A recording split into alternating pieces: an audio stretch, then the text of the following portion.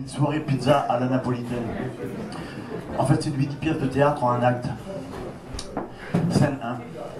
C'est l'histoire d'un couple parti en voyage semi-touristique à Naples. Le monsieur, Bernard, est un petit patron de PME dont l'entreprise semble très bien marcher. Il est accompagné par une très belle femme d'âge mûr, Edith, provocante et aguicheuse. Ils vont dîner au restaurant, dans lequel ils retrouvent une de leurs connaissances, Jean. Bernard. Edith, je te présente Jean. C'est mon contact à Naples, et il est le directeur commercial d'une grande chaîne de magasins. Edith, enchanté. Jean. Alors, donc, enchanté. Excusez-moi. Un garçon s'approcha de la table, et ils commandèrent à boire. À table, dans la pizza, scène 2. À table, dans la pizzeria d'un quartier pittoresque, sur une petite place où coule une fontaine, ils parlent à bâton rompu, mangent abondamment et boivent beaucoup. Puis, en sortant du restaurant, avant de rentrer à l'hôtel, ils se promènent dans les rues de Naples. Bernard. Comme d'habitude, on a bien becté, mais la douloureuse était plutôt salée. Ce n'était pas comme leur pizza. Ils doivent nous faire payer à la tête du client. Pour sûr, ils nous ont vus venir. Tiens, je crois que j'ai un petit peu trop picolé, moi. Pouah, quelle chaleur! Je vais aller m'asseoir près de la fontaine, à la fraîche. Edith. Si ça ne te dérange pas, chérie, je vais en profiter pour faire un peu le tour du quartier avec Jean. Il se propose de me servir de guide. Je serais folle de refuser et de me priver de ses connaissances en architecture. N'est-ce pas, Jean, que vous vous proposez de me servir de chevalier servant? Jean. En effet, Edith. En effet, Edith, je serais ravi de vous servir de guide. D'autant plus que le quartier n'est pas toujours très sûr, à cause des prostituées et des pickpockets. Et ce sont bien souvent les touristes qui en sont les premières victimes.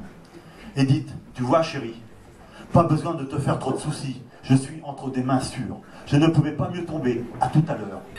Et le couple s'esquive par une petite ruelle, bras dessus et bras dessous, en lui faisant des grands signes de la main. Scène 3. La soirée est étouffante et le vin aidant, les désirs sont exacerbés. Le troisième personnage, Jean, qui s'est enhardi, en lui prenant la main, séduit la femme, Edith, du petit patron de la PME, Bernard. Et après avoir égaré le mari perdu dans un labyrinthe de ruelles, ils finissent par regagner l'hôtel. Jean, se rapprochant d'Edith en lui pressant la main. Si vous me le permettez, Edith, la soirée est beaucoup trop agréable, et cela serait dommage de rater cette occasion. Mais je vous avouerai que j'éprouve à cet instant même beaucoup de désir pour vous. Edith, faussement confuse. Votre franchise est pour le moins très directe, mais elle vous honore, Jean. Mais j'avoue aussi que d'un autre côté, elle me flatte beaucoup. Pour vous parler sincèrement, il me faut reconnaître, Jean, que de mon côté, j'éprouve aussi un certain désir pour vous. Jean la prend dans ses bras, puis Edith lui tend ses lèvres et ils s'embrassent. Scène 4. Au petit matin, le mari, Bernard, qui a passé sa nuit dans les bars, regagne à son tour l'hôtel et croise dans l'escalier l'amant de sa femme, Jean, qui descend Mirza, la petite chienne de sa maîtresse, Edith, cette corvée étant habituellement accomplie par le petit patron de la PME, lui-même, Bernard. Bernard, à moitié ivre. Mais c'est mon cabot. Qu'est-ce qu'il fait donc dans vos bras, Jean? Et puis, où est Edith? Ah, je comprends, vous êtes bien foutu de ma fiole. On se demande vraiment, Bernard regardant le caniche, quel est le plus bâtard des deux?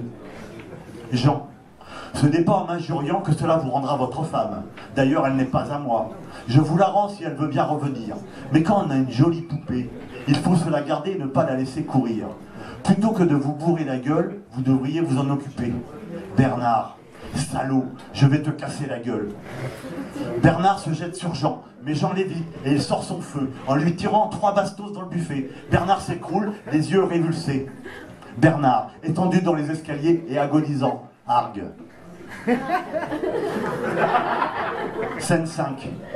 Alerté par le concierge, la police ceinture le bâtiment. Quelques flics sont encore dans l'escalier, mais les badauds sont maintenus à l'extérieur de l'hôtel. Jean attend dans le vestibule, les menottes au poing. Le commissaire, s'adressant à Jean, homicide volontaire, vous êtes fait comme un rat. Ça va vous valoir au moins 10 ans de cabane et pas de circonstances atténuantes. Mon pauvre vieux, je vous plains. Jean est effondré. Scène 6. Les 3 acteurs sont sur la scène. Bernard, Bernard Blier, Jean Gabin, Edith Piaf, pour faire un dernier briefing avant de tourner la dernière scène. Georges, le réalisateur, Georges Lautner, accompagné de Michel, le dialoguiste, Michel Audiard, entre en scène et s'adresse aux acteurs. Georges. La fin est beaucoup trop tragique et cela manque un peu d'humour. Le public ne va jamais suivre. À mon avis, il vaut mieux réécrire la scène et la rejouer complètement. Autrement, je vais en rediscuter avec Michel, le dialoguiste.